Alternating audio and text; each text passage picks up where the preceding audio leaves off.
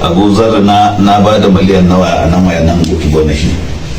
yan miliyan 8,100 kafin ta kuma kai gaba da miliyan 8 aka saya mu, kuma miliyan 8 din nan wallahi ina gaya muku akwai shekarar da noman da na yi duk gaba daya ba ta iya isa dan abinci da ya wuce wata biyu. Da ta zo ta ci gaba sai na zama na noma na wata 3 a shekara, sai na zama na noma na wata 6 a shekara, sai na zama na noma na shekara, sai ya zama kuma na zo ina noma na shekara gaba daya.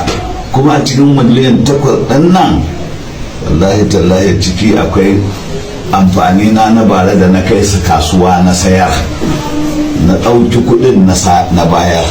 Ba gwamnati ce ta ban miliyan 8 ba izala ce ta ban miliyan 8 ba abokanai na bane, Allah ne ya bani sanadin noma da tattali da tsimi wanda Allah ya ba da umarnin mu yi.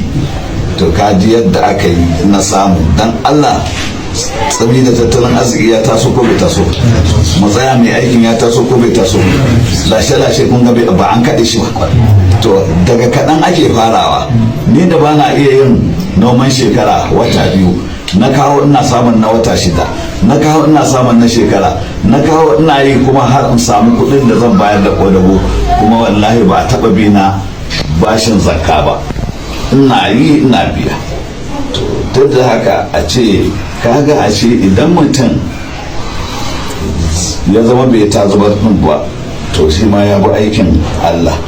Da an sayar da ba a samu abin da za a sai takin ba, to akwai laifin masu ci da zuci da sun ga alheri a gurinsu, ya ce dama zai ƙara aure, zai ƙara gida, zai ƙara kaza. An aure ya alheri ne, amma ba ka da hankali ne. Yaro ba ya san matan nema ba, kuma neman zai yi.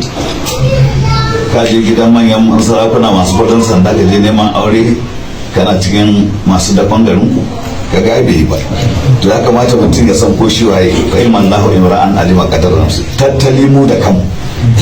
Na biyu, in tattali mu da kanmu ma sayar da abin da kaka, kafin abu ya zo gona kawai wani ma daga wata ƙasa baka san shi ba, baka san dalilinsa bai bi ka har gona ya dinga lauta maka kuɗi fiye ma da yadda ake saya kai da magana. To ka gani